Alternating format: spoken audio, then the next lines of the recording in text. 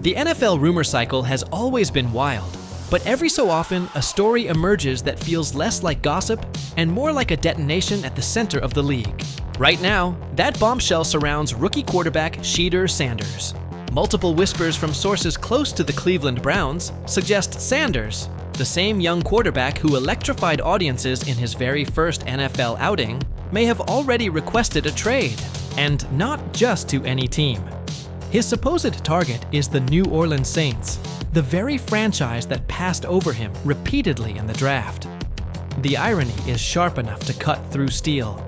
This is the same Sanders who drew near-record preseason viewership for the NFL Network, the same Sanders whose name shot to the top of national trends after his debut, the same Sanders whose poise, mechanics, and decision-making had analysts comparing him to veterans twice his age. By all accounts, Cleveland had a potential franchise star in their hands, yet the rumors insist he's ready to walk out before playing a single regular season down.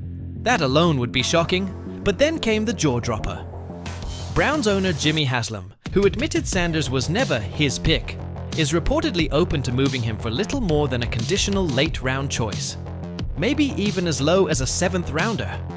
Imagine that. A potential star quarterback, the son of NFL royalty, gone for pocket change. Sports talk radio, NFL Network, podcasts, blogs, you name it, would erupt if this deal happened.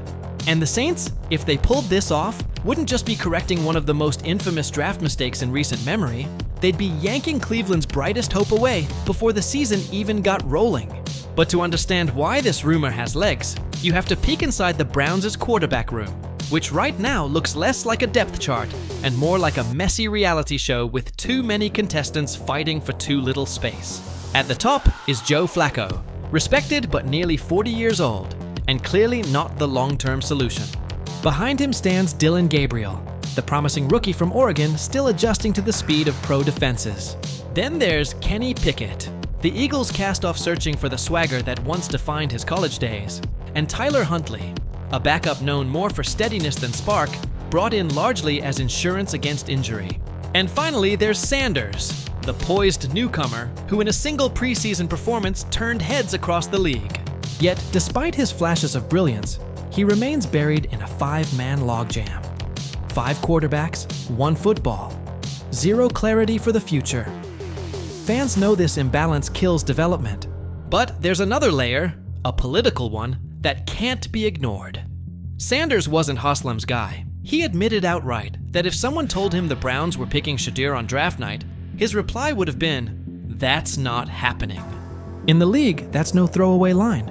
That's a glaring signal that the young quarterback isn't protected by ownership. And in a sport where politics inside the locker room often matter as much as the playbook, lack of ownership backing can be fatal. To fully grasp this tension though, you have to rewind to draft weekend. The NFL draft is equal parts sporting event and primetime drama, with war rooms buzzing, fans holding their breath, and players' futures hanging on a single phone call. For Shedeur Sanders, the drama turned from anticipation to disbelief. Once projected as a possible top 2 pick, a Heisman candidate at Colorado, the son of Deion Sanders himself, he had leadership, toughness, and marketability written all over him. Yet as names were read, his wasn't one of them. Round 1 passed, then round 2, then day 3 arrived, and still he sat waiting. Finally, at pick number 144 in the 5th round, Cleveland took him. But even then, the energy was muted. Because the Browns hadn't been eagerly plotting to grab Sanders, he fell into their lap after they'd passed on him 6 separate times. The muted reaction only grew more telling when Haslam later admitted he never envisioned the team picking Shedeur at all. That kind of sentiment is more than just words. It casts a shadow over a young quarterback's career before it even starts. Without the backing of ownership, Sanders entered Cleveland, fighting uphill for more than just a starting job. He was battling for a place in the long-term vision of the franchise. And that's where the New Orleans factor becomes crucial. While Cleveland is clogged with quarterbacks, the Saints face the opposite problem: a void at the most important position in sports. Their offseason was rocked by Derek Carr's abrupt retirement, leaving them scrambling to find stability. What they had left behind was a trio of uncertain choices. If Shedeur Sanders truly becomes the centerpiece of a Cleveland to New Orleans trade before week 1, the shockwaves will echo across the league far beyond the borders of these two franchises. Let's start with Cleveland. Imagine the outrage. You finally find a rookie quarterback who looks calm, polished, and capable of becoming the face of the franchise, yet you let him walk for virtually nothing. Fans would flood local radio demanding answers. Every incomplete pass thrown by Joe Flacco, every stalled drive by Kenny Pickett, every growing pain from Dylan Gabriel would be viewed through the lens of, we had Sanders and we gave him away. In football towns like Cleveland, loyalty to the franchise is intense, but that intensity cuts both ways. A move like this would shatter trust between the fan base and ownership.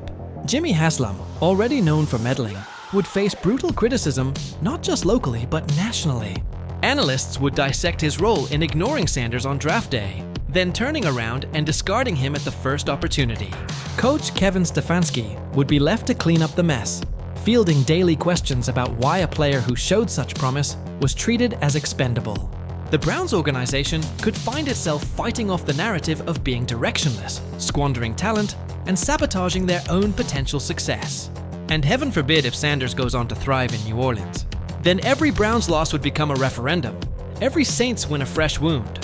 The one that got away would become the phrase defining this era of Cleveland football. But flip the coin to New Orleans, and the tone becomes entirely different. The very moment Shedeur Sanders sets foot in Louisiana, he'll be treated not as a rookie fifth-rounder, but as a franchise savior. Fans already furious at passing him over would instantly forgive the front office.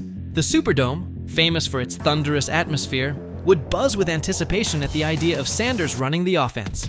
Jerseys would sell out. Local businesses would plaster his face across advertisements. New Orleans is a city that thrives on storylines and symbols. And Sanders, the overlooked phenom, son of Dayon, rejected by one franchise only to be embraced by another, fits the mold perfectly. From a business standpoint, the Saints would reap the rewards immediately. Ticket sales would spike. Television coverage would surge.